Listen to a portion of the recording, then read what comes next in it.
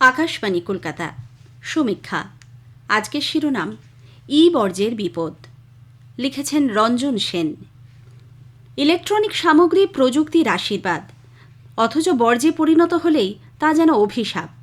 United Nations institute for training and research বা ইউনিটারের এবছরের হিসেব থেকে দেখা যাচ্ছে ই বর্জ্য নথিভুক্ত রিসাইক্লিং প্রক্রিয়ার থেকে 5 গুণ দ্রুত গতিতে বাড়ছে।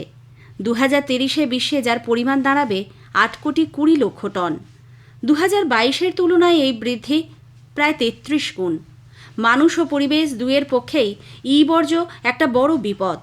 এই সমস্যা সমাধানে বিশেষজ্ঞদের নিদান একটাই, তা হলো এই বর্জ্য তৈরি না করা। কিন্তু প্রযুক্তির অগ্রগতি এবং মানুষের প্রবণতা ও প্রয়োজন এক্ষেত্রে সবচেয়ে বড় বাধা। এর সঙ্গত কারণও রয়েছে। রোজকার অভিজ্ঞতায় আমরা দেখছি প্রয়োজনের তাগিদেই ইলেকট্রনিক সামগ্রীর ব্যবহার বাড়ছে। বহু বৈদ্যুতিন সামগ্রীর চরিত্রই এমন যে একবার খারাপ হলে তা মেরামত করা কঠিন, ফলে তা বাতিল করা ছাড়া আর কোনো উপায় থাকে না। আবার বেশ কিছু সামগ্রীর আয়ুই অল্প দিন, ফলে আবার তা কিনতে হয়। অথচ বিক্রির তুলনায় ই বর্জ্য সাফাইয়ের পরিকাঠামো বাড়েনি, তাই পরিস্থিতি আরও জটিল হয়েছে। রাষ্ট্রসংঘের 4র্থ গ্লোবাল ই ওয়েস্ট মনিটরের বিশ্লেষণ প্রতিটি পরিবেশপ্রেমী মানুষকেই ভাবাচ্ছে।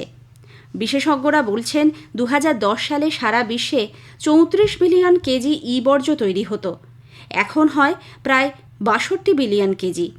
এর মধ্যে রয়েছে 31 বিলিয়ন কেজি ধাতব পদার্থ, 17 বিলিয়ন কেজি প্লাস্টিক এবং 14 বিলিয়ন কেজি ধাতু, কাঁচ ও মিশ্র পদার্থ এবং অন্যান্য নানা সামগ্রী। বেশিরভাগই ক্ষতিকর বর্জ্য, তাই এগুলি সাফাই জরুরি ভিত্তিতে করা ছাড়া আর কোনো উপায় নেই। তার থেকেও বড় সমস্যা পরিবেশ বান্ধব উপায়ে তা পুনর্নবীকরণ বা রিসাইকেল করা। সেই পরিকাঠামো এমনকি বড় শহরগুলিতেও বহু ক্ষেত্রে অনুপস্থিত। বহু মানুষ এই বর্জ্যের বিপদ সম্পর্কে সচেতন নন। তাদের সচেতনতা না বাড়ানো গেলে সমস্যার সমাধান অসম্ভব। আরও বিপজ্জনক ব্যাপার হলো এখানে বেশিরভাগ ই বর্জ্যই নিয়মমাফিক সংগ্রহ এবং পুনর্নবীকরণ প্রক্রিয়ার বাইরে থাকে, ফলে তার থেকে পরিবেশ দূষণের ভয় সবচেয়ে বেশি। পরিবেশ ও জনস্বাস্থ্যের পক্ষে এই বিপজ্জনক বর্জ্যগুলির প্রভাব অত্যন্ত ক্ষতিকর। বিশেষ করে পারদ ও প্লাস্টিকের জনস্বাস্থ্যের ওপর অত্যন্ত ক্ষতিকর প্রভাব রয়েছে। ইউনিটারের রিপোর্ট অনুযায়ী প্রতি বছর 58,000 কেজি পারদ এবং 45 মিলিয়ন কেজি প্লাস্টিকের মতো ক্ষতিকর বর্জ্য প্রকৃতিতে মিশছে। তার একটা বড় কারণ বেশিরভাগই ই বর্জ্যই বিধিবদ্ধ পদ্ধতিতে সংগ্রহীত হয় না। বহু জায়গায় সেই পরিকাঠামোই নেই। শুধু এশিয়াতেই তৈরি হয় বিশ্বের প্রায় অর্ধেক ই বর্জ্য। এর পরিমাণ প্রায় 30 বিলিয়ন কেজি। ই বর্জ্যগুলির মধ্যে রয়েছে বাতিল computer, monitor, motherboard, mobile phone, charger, compact disc, headphone, television set, AC, fridge ইত্যাদি। খেলনা, microwave, oven, vacuum cleaner, e সিগারেটের মতো বর্জ্যগুলির রিসাইক্লিংয়ের হারও খুবই কম। এগুলি বিশ্বের ই বর্জ্যগুলির 1/3 দখল করে রয়েছে। এ ধরনের বর্জ্যের পরিমাণ প্রায় 20 বিলিয়ন কেজি। এর মাত্র 12% রিসাইকেল করা যায়।